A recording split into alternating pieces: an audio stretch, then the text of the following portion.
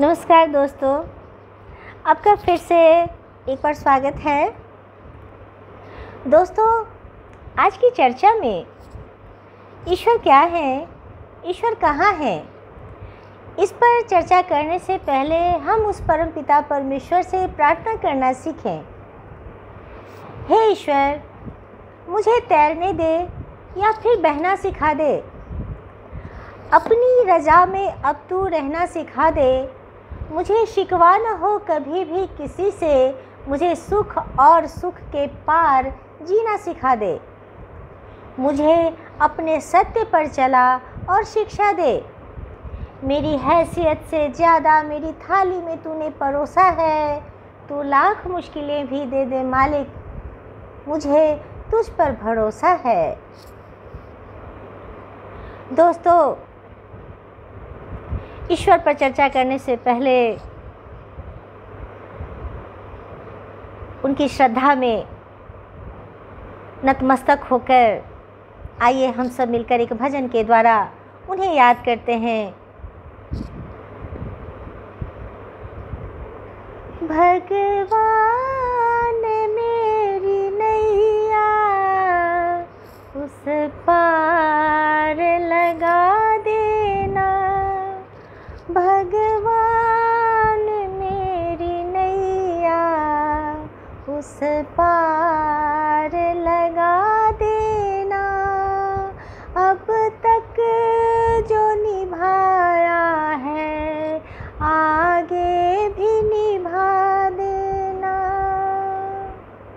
भगवान मेरी नैया उस पार लगा देना। छल बल के साथ माया घेरे जो मुझको आकर।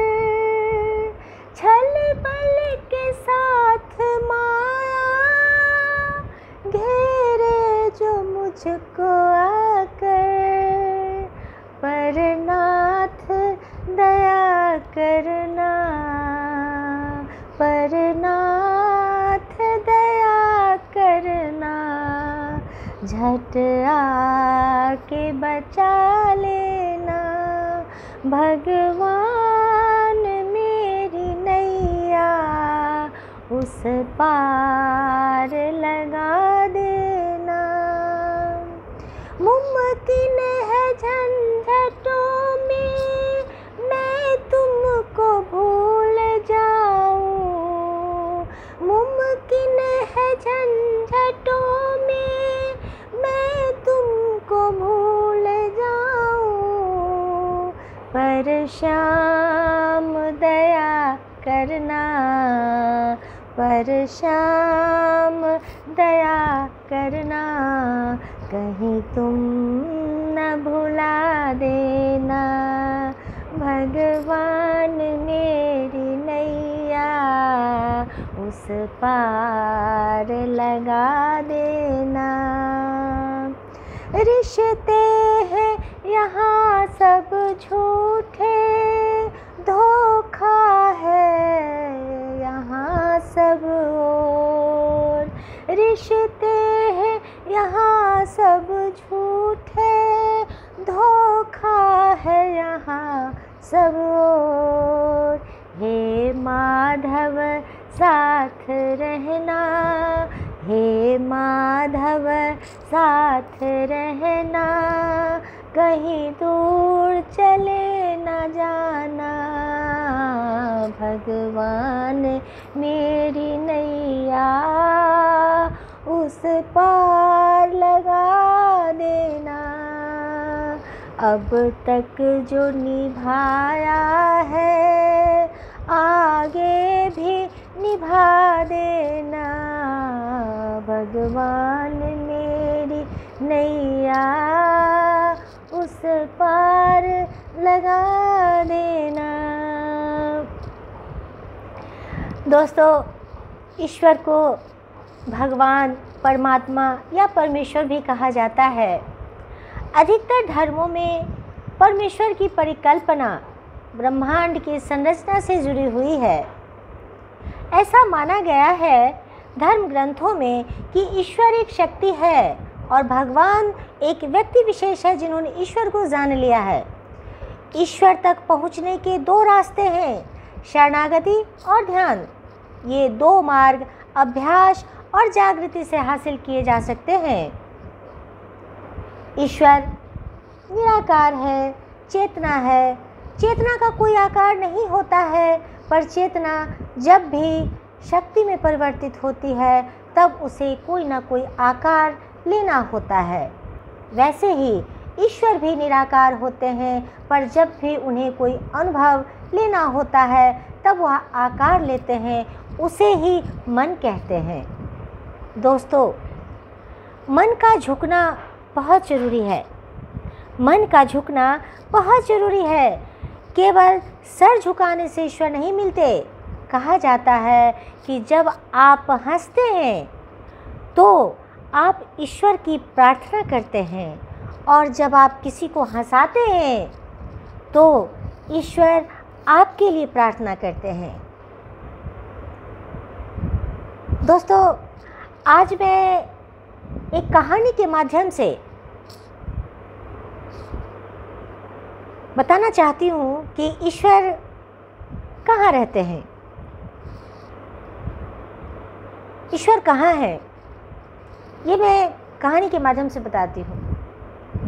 दोस्तों, अक्सर लोग मंदिर, मस्जिद, गुरुद्वारा, चर्च, मठ, तीर्थों और न जाने कहाँ कहाँ ईश्वर को ढूंढते हैं, लेकिन ईश्वर आज तक किसी को नहीं मिले। किसी ने उन्हें नहीं देखा। क्यों नहीं मिले? क्योंकि ईश्वर हमारे ही भीतर मौजूद हैं। फिर चाहे हम उसे राम कहें, अल्लाह कहें या गॉड, वो तो एक ही हैं।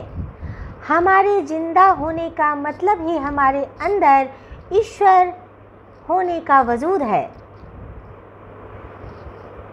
ये बात एक कहानी के माध्यम से मैं आपको बताती हूँ। एक बार शरीर की सारी इंद्रियों ने इस बात पर बहस लगा ली कि हम में से बड़ा कौन है। वाणी कहने लगी कि मैं बड़ी हूँ। अगर मैं नहीं हुई तो इंसान बोल नहीं पाएगा। कान ने बोला कि मैं नहीं हुआ तो इंसान सुन नहीं पाएगा। आँखों ने कहा मैं नहीं रही तो इंसान देख नहीं पाएगा। फिर मन ने कहा कि मैं नहीं रहा तो किसी व्यक्ति को कुछ पता नहीं चलेगा। तब प्राण ने कहा कि मैं नहीं रहा तो शरीर ही मृत हो जाएगा, इसलिए मैं ही बड़ा हूँ। इस विवाद को लेकर सभी इंद्रियों ने कहा कि क्यों न हम इस सृष्टि के रचयिता ब्रह्मा जी के पास चलें और अपनी अपनी बात वहाँ पर रखें, और वो ब्रह्मा जी ही इस बात का फैसला करें कि हम में से कौन बड़ा है। जो बड़ा होगा वही ईश्वर होगा। सारी ज्ञानेंद्रियां ब्रह्मा जी के पास जाती हैं, अपनी अपनी बात रखती हैं। तो ब्रह्मा जी ने कहा, एक काम करो, तुम बारी बारी से मनुष्य के शरीर को छोड़कर देखो कि तुम्हारे बिना क्या काम बिगड़ता है। जिसके बिना काम बिगड़ेगा वही ईश्वर का रूप होगा। तो सबसे पहले मनुष्य के शरीर से उसका साथ उसकी वाणी ने छोड़ा। वाणी ने देखा कि उसके छोड़ने के बाद मनुष्य गूंगा हो जाता है, वह बोल नहीं पाता, लेकिन उसका शरीर हर काम करने के लिए तैयार होता है। फिर कान की बारी आई। कान ने साथ छोड़ा। मनुष्य ने सुनना बंद कर दिया, पर उसके शरीर के सारे काम सुचारू रूप से होते रहे। फिर आँखों की बारी आई। आँखों ने उसका साथ छोड़ा शरीर का। मनुष्य की दृष्टि समाप्त हो गई, लेकिन फिर भी शरीर का सारा काम उसका होता रहा। फिर मन की बारी आई। मन भी शरीर से अलग हो गया। थोड़ी देर के लिए देखा गया कि मन के ना रहने से मानसिक संतुलन शरीर का बिगड़ जाता है, लेकिन शरीर रहता है और उसके सारे क्रियाकलाप होते रहते हैं। अंत में प्राण के छोड़ने की बारी आई जब शरीर से, तो सारी इंद्रियों को समझ में आ गया कि यह जो प्राण है, अगर यह शरीर से अलग हो जाएगा तो फिर हम लोगों का कोई अस्तित्व नहीं रहेगा। अतः यह सबसे बड़ा है और यह जो प्राण है, यह जो आत्मा है, यही शरीर का स्वामी है और यही हमारा ईश्वर है, यही सबसे बड़ा है। दोस्तों, हमारा जिंदा रहना ही ईश्वर के हमारे अंदर मौजूद होने का प्रमाण है। ऋग्वेद में कहा गया है, ईश्वर सभी की आत्मा में है और सभी की आत्मा ही ईश्वर है, लेकिन वह कभी किसी को महसूस नहीं होता। उसके लिए आत्मवान होना ज़रूरी है। वह दूर से दूर और पास से पास है।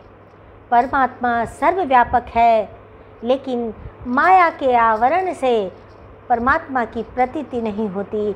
जो भूत भविष्य और सब में व्यापक है, जो दिव्य लोक का भी अधिष्ठाता है, वही ब्रह्म है, वही परमेश्वर है, वही ईश्वर है। दोस्तों, अंत में मैं कुछ बातें जो बहुत महत्वपूर्ण हैं, ईश्वर से संबंधित हैं, मैं आपको बताना चाहूँगी। पहली बात दोस्तों, ईश्वर से कुछ मांगने पर ना मिले तो उनसे नाराज़ मत होना, क्योंकि ईश्वर वह नहीं देते जो आपको अच्छा लगता है, बल्कि वो तो वह दे देते हैं जो आपके लिए अच्छा होता है। दूसरी बात, ईश्वर दिखाई नहीं देते, अर्थात ईश्वर दिखाई नहीं देने वाले माता पिता हैं और हमारे माता पिता दिखाई देने वाले ईश्वर हैं। तीसरी बात, ईश्वर कहते हैं, तुम उदास मत हो, मैं तेरे साथ हूँ, सामने नहीं आसपास हूँ। पलकों को बंद कर और दिल से याद कर, मैं और कोई नहीं, मैं तेरा विश्वास हूँ। चौथी बात, क्यों वक्त गुजारते हो खुद को देखते हुए आईने में? क्यों वक्त गुजारते हो खुद को देखते हुए आईने में? कुछ वक्त प्रभु के सामने बैठो, अपने आप खूबसूरत हो जाओगे। पांचवी बात, कभी भी आप ईश्वर को यह ना बताएं कि आप मुश्किल में हैं, बल्कि मुश्किलों को यह बताएं कि ईश्वर हमेशा आपके साथ है। छठी बात, प्रार्थना और ध्यान इंसान के लिए बहुत ज़रूरी नहीं है। प्रार्थना में भगवान आपकी बात सुनते हैं और ध्यान में आप भगवान की बात सुनते हैं। सातवीं बात, मौन प्रार्थनाएं जल्दी पहुंचती हैं। मौन प्रार्थनाएं जल्दी पहुंचती हैं ईश्वर तक, क्योंकि वो मुक्त होती हैं शब्दों के बोझ से। आठवीं बात, ज़रूरी नहीं कि हर समय जुबां पर भगवान का नाम आए। वो लम्हा भी भक्ति का होता है जब इंसान के काम आता है। और अंत में दोस्तों, चलो ईश्वर से हम सभी मिलकर प्रार्थना करते हैं कि इतनी मेहरबानी कर दे मेरे ईश्वर, इतनी मेहरबानी हम पे बनाए रखना मेरे ईश्वर। जो रास्ता सही हो उसी पर चलाए रखना, ना दुखे दिल किसी का, मेरे शब्दों से इतनी कृपा मेरे ऊपर बनाए रखना। हे मेरे ईश्वर, हज़ारों ऐब हैं मुझ में, नहीं कोई हुनर बेशक,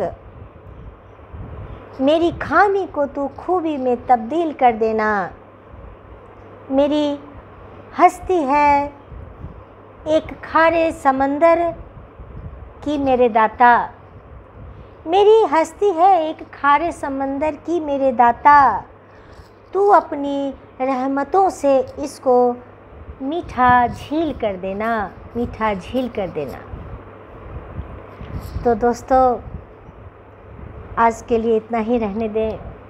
मैं फिर मिलूँगी आपसे कुछ नए विचारों को लेकर। तब तक के लिए हमें आज्ञा दें। धन्यवाद।